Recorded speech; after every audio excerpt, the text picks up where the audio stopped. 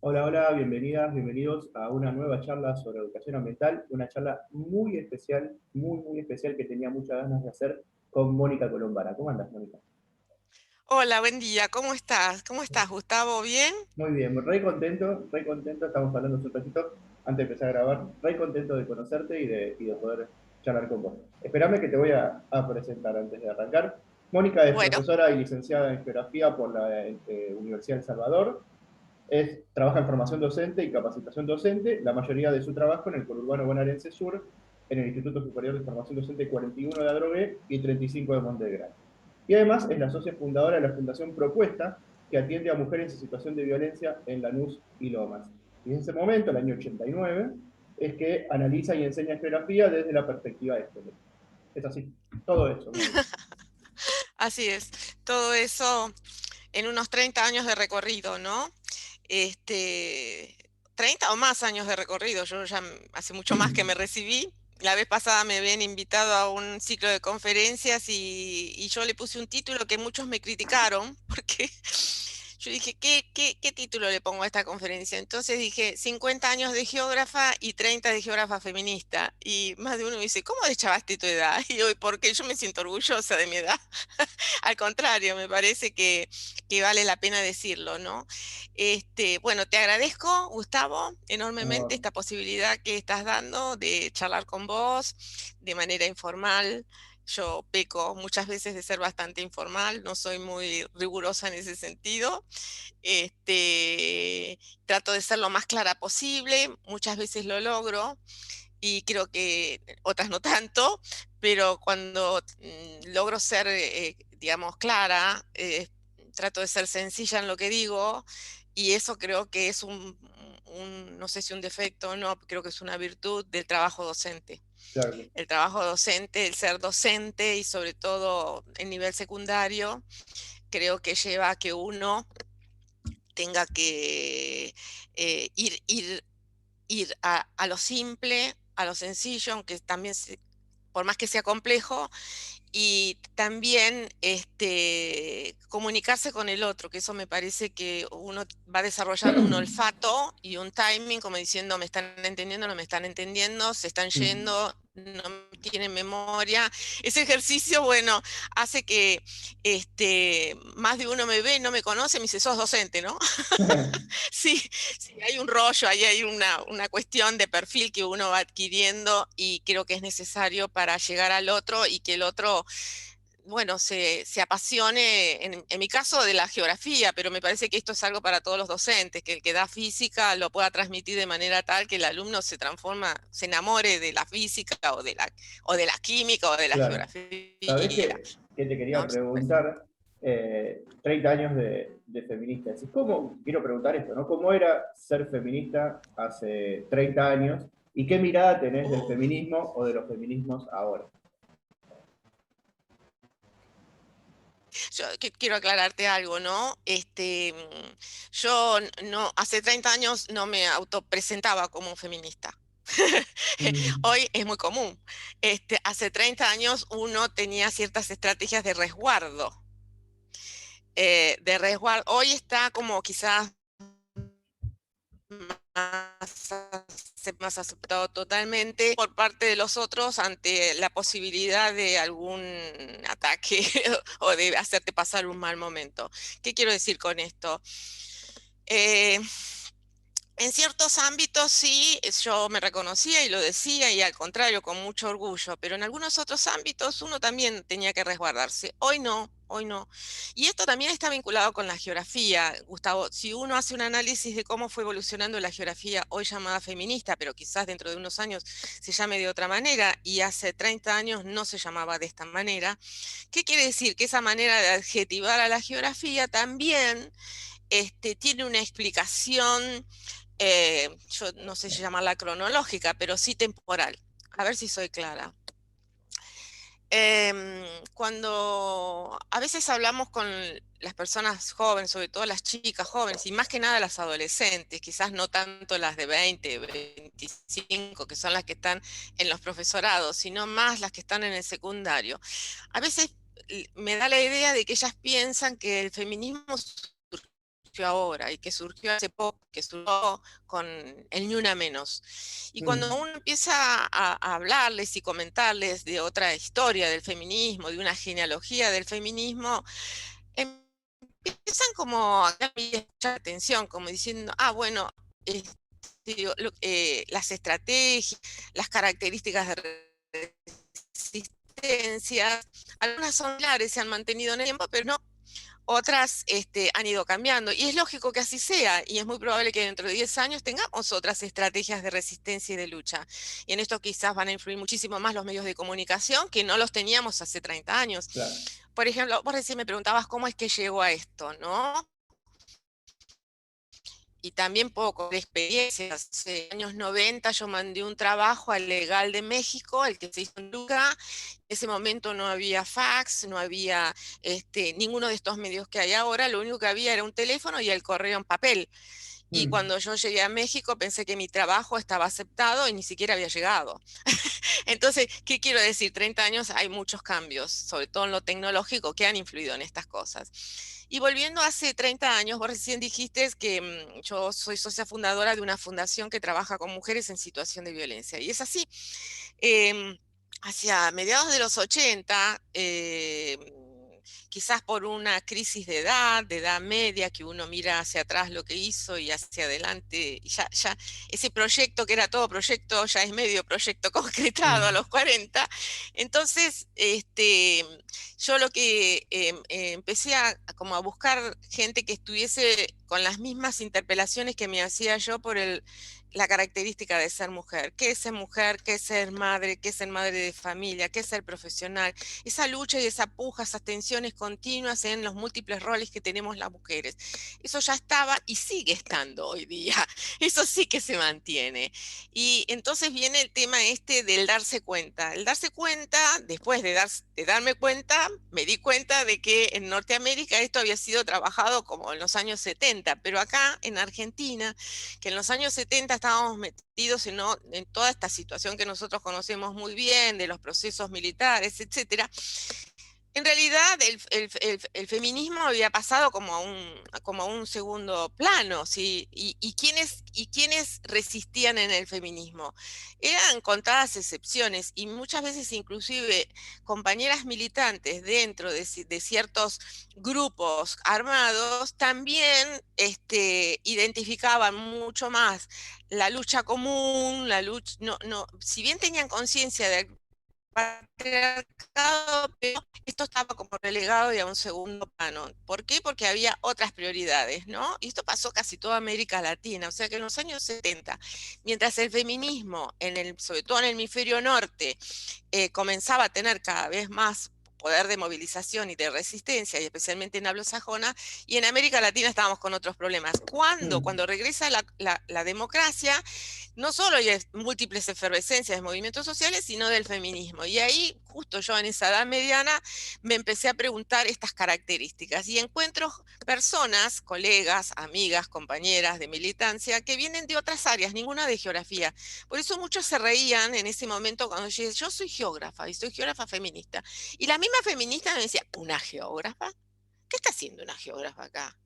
Pero ¿y las montañas? ¿Qué tienen que ver las...? Ay, yo decía otra vez esa mirada naturalista de la geografía. Entonces tenía que explicar de nuevo qué se entendía por geografía en los años 80, en esa renovación de la geografía, para después tratar de explicarles cuáles eran los nexos que había entre estas nuevas concepciones de la geografía con estos movimientos sociales, especialmente con el feminismo. Entonces, yo le decía, pero es que la geografía estudia las relaciones de la sociedad con el espacio, esas relaciones que son recíprocas.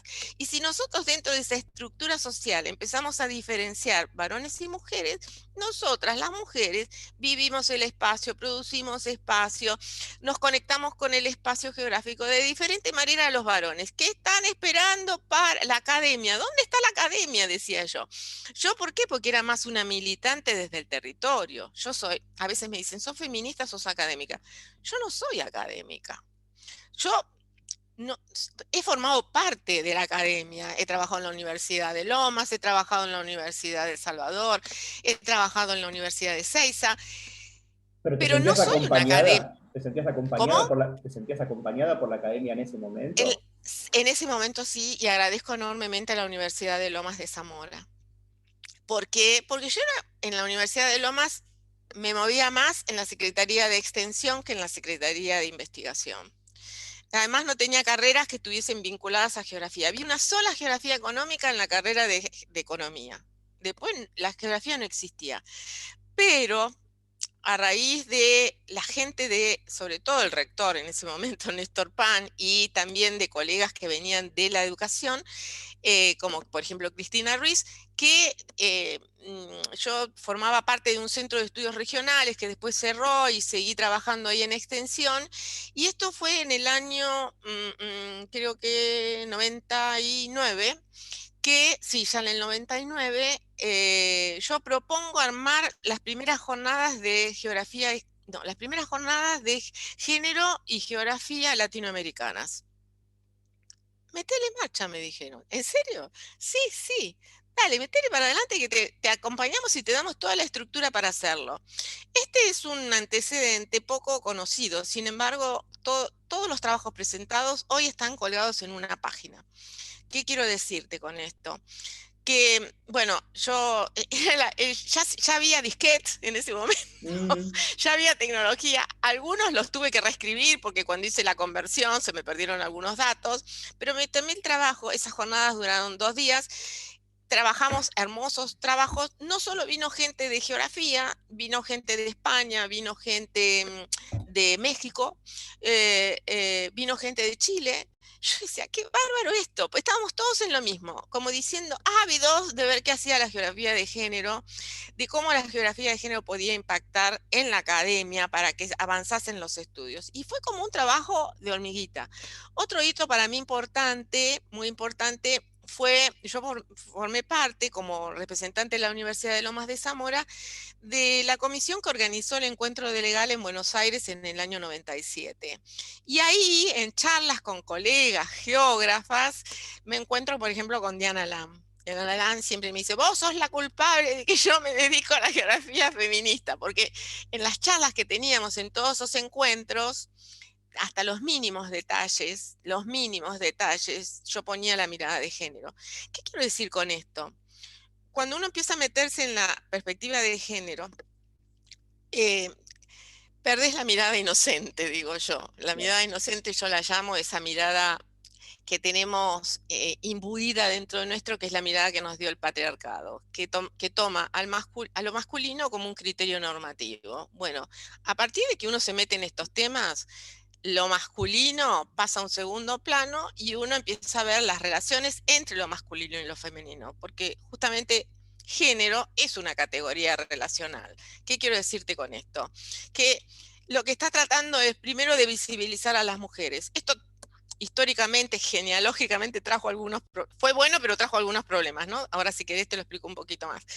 Pero entonces, como dicen algunas feministas, ponerse las gafas violetas, que violeta es el color que representa el feminismo. Entonces vos te pones esas gafas, cambiás la mirada, o sea que hay desde la experiencial, desde la experiencia de uno, hay cambios y esos cambios influyen en el exterior, pero también el exterior va influyendo en nuestros cambios, ¿no? Por ejemplo, uno de los primeros yo creo es darte cuenta. Si vos no te das cuenta, no te das cuenta. Totalmente te patina todo. En cambio, si vos te das cuenta y empezás a repensar muchas de tus cosas, de tu vida, de tu ser mujer individual, social y colectivo, y la cosa empieza a cambiar. Y cambia mucho. Y eso, eso implica todo un camino. Y es un camino de compromiso y resistencia, ¿no? Todo el tiempo tenés que estar como explicando, dando clases. Eh, yo por suerte siempre digo, más de una me dijo, vos nunca tuviste un cargo de gestión. Nunca lo quise, nunca lo busqué. ¿Qué quiero decir con esto? Gestión. Nunca fui directora, pudiendo haberlo sido. Nunca fui inspectora. Sí, fui 3 meses y renuncié. Este, ¿Por qué? Porque a mí me gusta el aula y el aula me parece que es mi lugar de resistencia, Ahí te que es quiero mi lugar llevar, de lucha. ahí te quiero Dale. llevar, porque me estás hablando y me surgen un montón de cosas que te quiero preguntar. Anotalas, Sí, después me las decís. em, seguramente te van a estar escuchando porque muchos suscriptores y suscriptoras de este canal son estudiantes de formación docente de geografía. ¿Por qué le dirías a una profesora en formación y a un profesor varón en formación que es importante enseñar la geografía desde una perspectiva de género? Porque vos hablabas de los lentes violetas, ¿no? Y no es lo mismo ponerse los lentes para las mujeres que para los varones.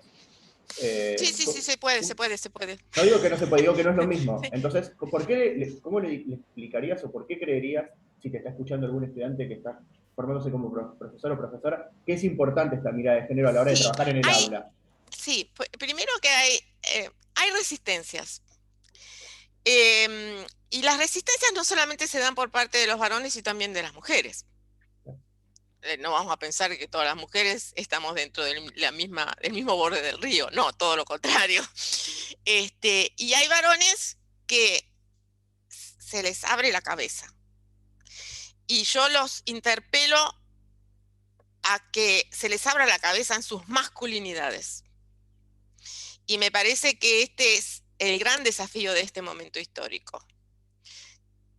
Que, que no es necesario tener solo una masculinidad que es la heteropatriarcal o la heteronormativa, sino que hay otras masculinidades, y ahí me parece, esto también se discutió mucho dentro de algunas líneas del feminismo, inclusive yo también me lo he preguntado y lo he discutido con colegas y amigas y compañeras, que las masculinidades es de incumbencia exclusiva de los varones.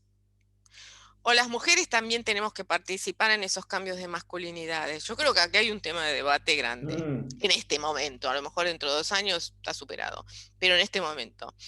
¿Por qué? Porque hay quienes dicen, pero tras que nosotros tenemos todo un proceso de lucha, nos vamos a tener que ocupar para que los hombres tengan el proceso de lucha de que lo ellos hagan mismos. solos, Que lo hagan solos, dicen.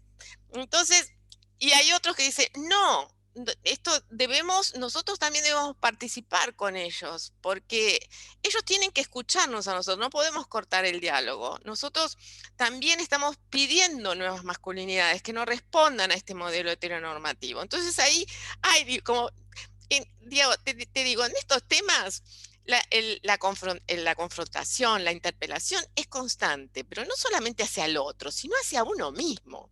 Yo, por ejemplo, en este momento estoy leyendo, estoy haciendo un curso de feminismos en la UBA, feminismo del siglo XXI, ¿no?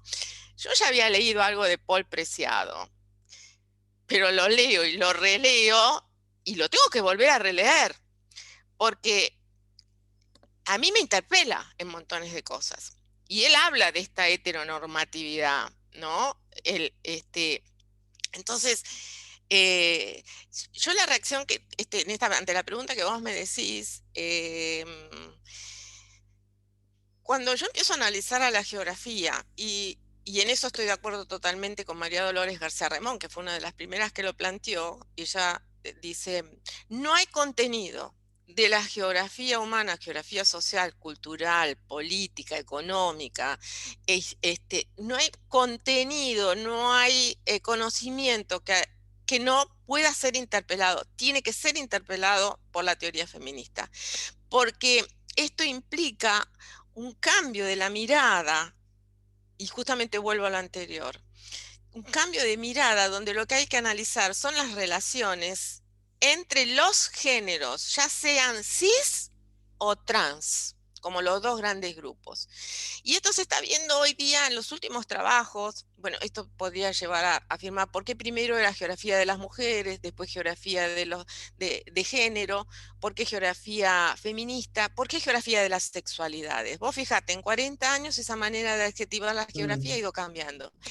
Y esto tiene una respuesta. Cuando uno empieza a meterse y a estudiar y a analizar, ve por qué. Y tiene una lógica. Entonces, a mí me parece que en los últimos 10 años, 10, 15 años, en algunos lugares del mundo, académicos me refiero, se está trabajando la mirada del espacio geográfico desde las sexualidades, desde las múltiples sexualidades, como es un concepto quizás más abarcativo, más amplio. Entonces aborda no solo las masculinidades, sino aborda otras formas de identidades y de orientaciones sexuales que tienen sus vínculos con el espacio. Entonces, y que también producen espacio. ¿Qué sé yo? Hay montones de trabajo. Hay un mapa muy interesante, es un recurso que yo siempre valoro mucho, la inquietud que tuvo Magdalena Moreno, que no sé si la conoces, a Maggie. Claro. Yo tengo mucho vínculo con Maggie y ella ha hecho dentro del grupo Cambalache, también de la UBA, del grupo de geógrafos, tiene la parte de sexualidades. Ella ha mapeado en el mundo la producción de temas de geografía vinculada a la geografía feminista. Entonces uno puede tener una idea simplemente, como es online, simplemente cliqueando en algunos lugares y va a ver que de tema de sexualidad, por ejemplo, en Brasil, en Ponta Grossa, la Universidad de Ponta Grossa, tiene cantidad, o la de Barcelona, tiene cantidad de trabajos sobre otras sexualidades que no son las cis y cómo se vinculan con el territorio, ya sea en un tiempo-espacio que puede ser de día, de noche, en barrios Mm, periféricos, ¿no? En Argentina también hay gente que está trabajando en esto. Me parece muy interesante lo que están haciendo, gente joven que está o recientemente doctorada o está haciendo su doctorado en estos temas. Uno es Eder Rocha, que se graduó, se doctoró hace poco en la Universidad de La Plata sobre las masculinidades. Cómo se genera la identidad masculina en barrios carenciados, en adolescentes mm, que fuman paco, por ejemplo, o Juan Ignacio Lesteche en la Universidad del Sur, donde también está trabajando con las comunidades gay. Entonces, y a distintas escalas, en una escala barrial, una escala urbana, de ciudad media, de ciudad, o sea, fíjense el juego interescalar, todas estas cuestiones de la geografía son muy ricas para trabajar. Entonces, a mí me gustaría, y yo siempre interpelo a la academia, que tiene que dedicarse más a esto, tiene que producir más. ¿Sabes por qué? Porque los futuros docentes y los docentes que están en ejercicio, cuando empiezan a trabajar estos temas, cuando se vinculan con la ESI, dice, ¿y qué producciones tenemos? A mí lo primero que me empiezan a preguntar, ¿qué puedo consultar? Gente que se recibió hace 10 años me para manda un correo y leer. me dice, Mm, sí, deme alguna bibliografía porque tengo que trabajar este tema, porque tal alumno eligió para investigar tal otro y no sabe qué hacer. Por favor, orientación. ¿Qué quiero decir con esto? Que tiene que haber más producción académica. ¿M? Que nos permita a nosotros leer, estudiar, analizar, comprender. A mí me parece que todavía es una deuda grande que tiene la academia con el feminismo y con la mm, geografía feminista, ¿no?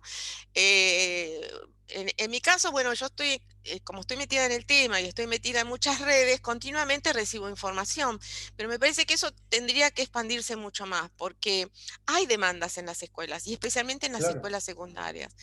Y hay demandas y también faltaría capacitación en estos temas, que no se hace con un cursito que está muy bien recibido. Otro tema que a mí me parece importante, o un postítulo, por ejemplo, ¿no? Que ya en este momento también se está trabajando en hacer algún postítulo en esto. Pero otro tema que me parece que habría que poner en foco es la vinculación que hay entre geografía y la educación sexual integral, ¿no? Dos temas que están ahí en algunas instituciones muy como tomaditas entre alfileres. Y me parece que es una cosa que hay que fortalecer.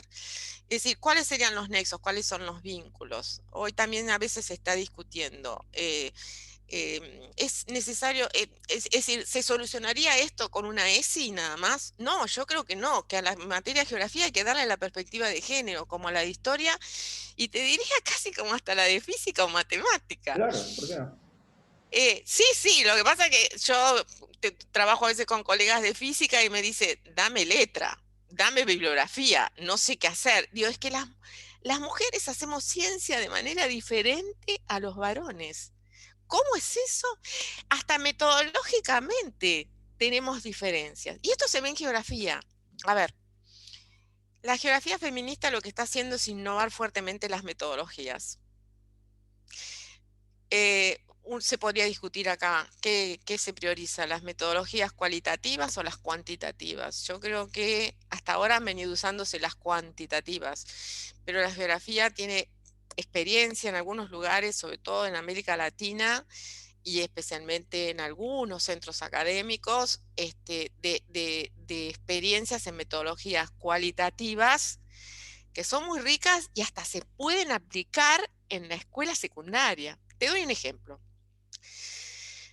Una cosa es el mapeo cuerpo-territorio. Mm, Otra cosa es el contramapeo. Son técnicas que vienen de la cartografía social. Y que nosotros en geografía deberíamos estar como poniendo mucho la mirada en eso de hecho se está en algunos lugares haciéndolo, por ejemplo Diana Nallen Tandil lo está haciendo con un grupo de trabajo bien interesante que se armó allí en la facultad, lo están haciendo en Ecuador. Em, eh, es decir, cómo se pueden abordar determinadas temáticas en escalas más próximas, que pueden ser las barriales, las comunitarias, el cuerpo. Yo hoy estoy como poniendo la mirada mucho en el cuerpo-territorio, ¿no? Y ahí me encuentro con una diversidad enorme que en algún momento la voy a tener que poner así, sistematizarla, porque el cuerpo como territorio no solamente lo miran en geografía, lo miran desde el arte, lo miran desde la claro, plástica, lo miran desde la sociología, desde la antropología, y entonces digo, ¿y nosotros qué estamos haciendo? Entonces a mí me parece muy interesante estas metodologías, y te doy un caso concreto. Una exalumna mía del 35 que trabaja en escuelas, se llama Marina, que trabaja en escuelas bastante periféricas, empezó a aplicar esta metodología de trabajo en la escuela con sus alumnas y alumnos, vinculado a los territorios del miedo que ellas tienen en este espacio barrial donde donde se mueven, donde viven, porque son chicas de 14, 15, 16 años, ¿no? No salen mucho del barrio o de lo comunitario. Bueno, ha hecho trabajos hermosísimos. Y claro, pero es su inquietud, es porque es feminista, es claro. No porque está sistematizado en un diseño curricular eso. no está sistematizado en un diseño curricular, es simplemente porque es inquieta, porque pregunta, porque lee, porque dice esto qué interesante. Entonces lo que hace es captar la atención de esos estudiantes y tener un gusto por hacer geografía, porque dice, esto también es hacer geografía, les dice ellos, ¿no? Entonces eso Está me bueno. parece, digamos, son como eh, flashes, como puntos de avance en que ya se están viendo resultados en el territorio, que hay nuevas formas de abordar la geografía, y el feminismo en esto influye mucho. Y me quedé quizás colgada con la pregunta que me hiciste acerca de los varones. Eh, los varones cis y muy heteronormativos, o heteronormalizados sería, les cuesta. Y siempre van a hacer esas preguntas que yo les digo, no lo personalices. Lo peor que hay es personalizar estas cuestiones. Porque siempre se hace referencia a uno. A mí no Mm, me pasa, yo en mi casa ayudo. No, yo llevo a los chicos a la escuela. sí, No, yo ayudo. Corre el verbo ayudar, le digo. Busca otro verbo, no el ayudar, porque no solucionas nada con el ayudar. Esto interpela mucho.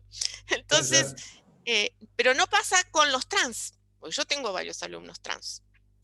Y, y quedan fascinados, como diciendo, hay otras cosas que no las que nos quieren imponer. No sé si con esto te voy contestando las Sí, sí, preguntas sí. que me estás haciendo, ¿no? Sí, por supuesto. Yo me quedaría un montón de rato escuchándote. No, esto da, Pero, te digo, en por montones eso. de temas da Pero te quiero hacer para todo. por eso, pero como no quiero que se nos extienda demasiado por los tiempos televisivos, viste que dicen. Te quiero hacer una última pregunta Sí. puntual de la temática del canal. ¿Cómo se puede poner toda esta mirada que vos estás contando a lo largo de toda esta charla en la mirada del ambiente, de la educación ambiental, del análisis de los Mm, problemas ambientales? Si me puedes hacer una ujú. respuesta sobre eso y terminamos. Sí, daría, por supuesto, para trabajarlo con bastante más tiempo, ¿no?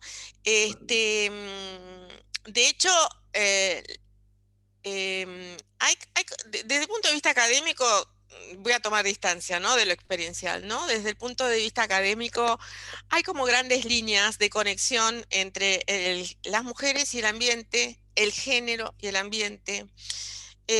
Hay una línea llamada ecofeminismo, que comenzó con una mirada en los años 70, con una mirada muy esencialista y muy Mm, biologicista, porque, bueno, las primeras autoras que trabajaron esto, sobre todo una de ellas, Vandana Shiva es física nuclear y trabajaba como física nuclear hasta que, pero también está influida por su religión el hinduismo, y también ella empieza a ver esa conexión de de las mujeres con la naturaleza desde el cis mujeres, ¿no? Ese es el análisis que ella hace y entonces aplica un principio de la religión hindú. Fíjate cómo acá se empieza a vincular lo religioso con mm, el feminismo, con el espacio geográfico.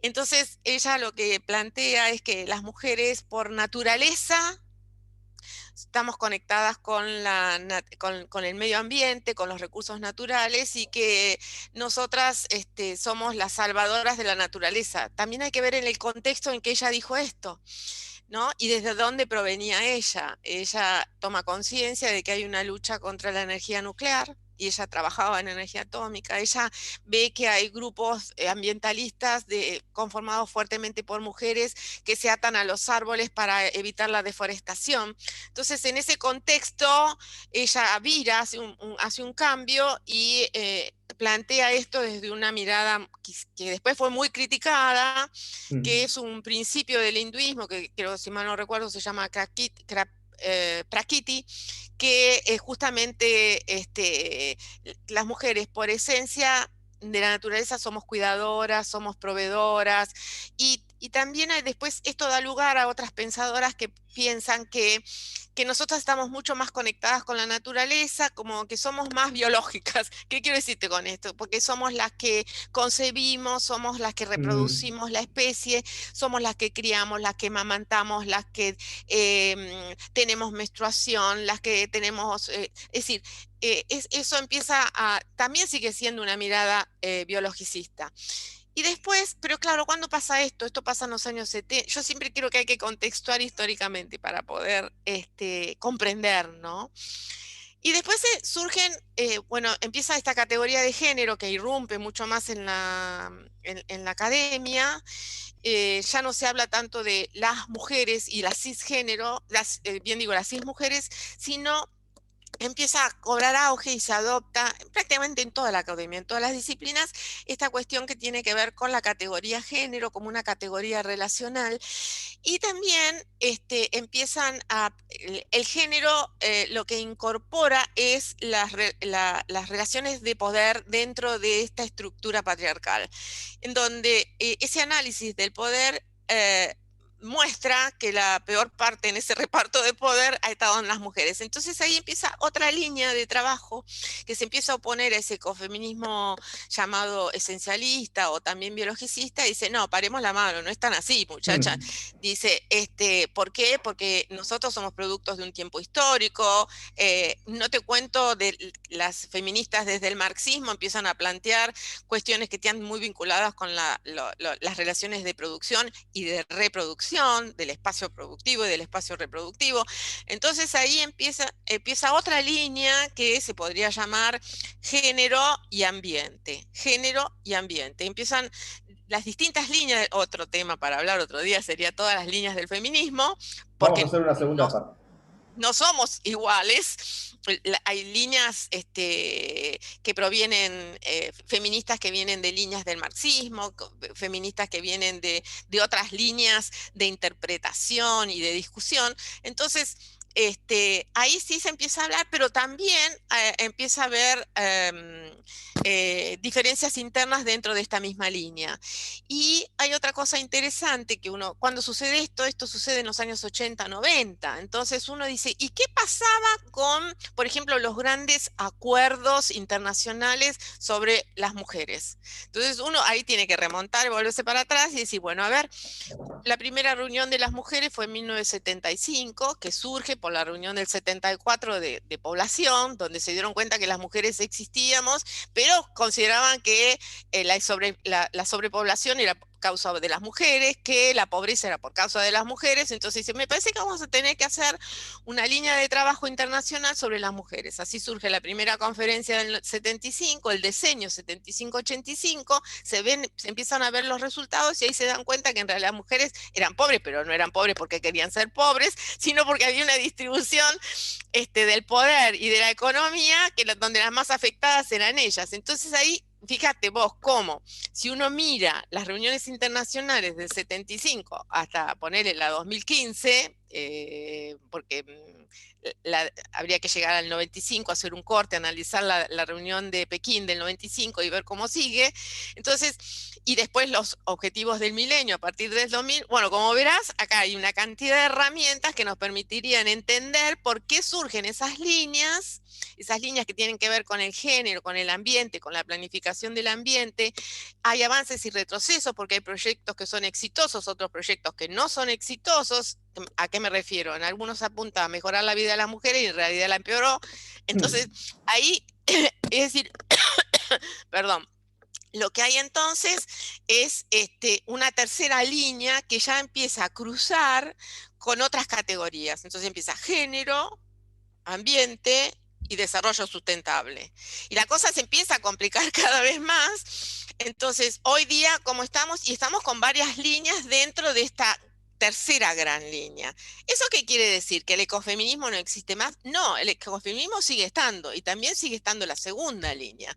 ¿Y esto dónde están? ¿Dónde se manifiestan? Y muchas veces muchas veces donde se manifiesta, por ejemplo, en organismos internacionales. Uno podría ver trabajos de la CEPAL, focalizados en América Latina. A mí me interesa mucho ver qué es lo que pasa en América Latina, por razones obvias y algunas laborales también. Obvias porque me considero una latinoamericana y después porque creo que América Latina puede decir mucho en esto. Vale la pena, y hago una mención, los trabajos que están haciendo las chicas de Geografía Crítica de Claxo de Ecuador.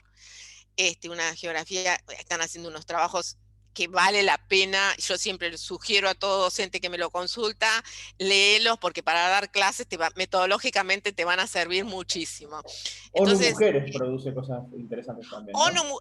y eso también es interesante, ¿no? Sí, yo recién cuando hablaba de los acuerdos internacionales, toda esa línea, cuando se forma ONU Mujeres, que después se llamó UNIFEM, bueno, mejor dicho, primero era UNIFEM y creó una oficina que se instró, que era para tener presupuesto y generar recursos para distintos proyectos y programas, donde la mayoría, por lo que yo pude ver, se hicieron en África, en algunos lugares de Asia. África ha sido muy estudiada, sobre todo las comunidades en África, y sobre todo, hay algo que tengo que decir, es... y esto se está viendo mucho en geografía de la América Latina, en la geografía crítica, es cómo las mujeres nos conectamos con el territorio, pero es en territorios que están muy masculinizados por un lado y que también hay agentes estatales y agentes supraestatales que están incidiendo en la explotación de esos recursos, llámese los forestales, los mineros, el agua, Mm. el petróleo, etcétera, etcétera, etcétera. Entonces, ¿quiénes son las que están liderando los movimientos de resistencia? Son las mujeres que están tratando de resguardar sus comunidades locales ante estos mega emprendimientos donde hay intereses económicos del capitalismo. Y acá se te empieza a cruzar entonces también el capitalismo. Bueno, como verás, es complejo, a Es mucha súper gente le interesante. asusta la complejidad, a mí me encanta la complejidad, pero a veces hace que nos vayamos por las ramas y después tenemos que volver al tronco para situarnos de nuevo, ¿no? Bueno, Mónica, no sé. eh, la verdad que es un placer escucharte, es un gusto para mí haberte conocido y creo Gracias. que quien haya escuchado esta charla se va a quedar pensando y reflexionando un montón de cosas Bueno, que dijiste, y espero que desde este humilde canal podamos contribuir a que se dale. difunda esto que Cuando, requiere mucha difusión. cuando quieras. Yo creo que esta es una forma de colaborar, pero también es una forma de resistir. Por supuesto. Bueno, muchas gracias. Gracias por tu tiempo, gracias por la charla, A gracias por vos. tu conocimiento, por tu saber, y estamos en No, por favor. contacto. Por favor. Gracias a vos por esta oportunidad, ¿eh? Gracias, Chao. Mónica.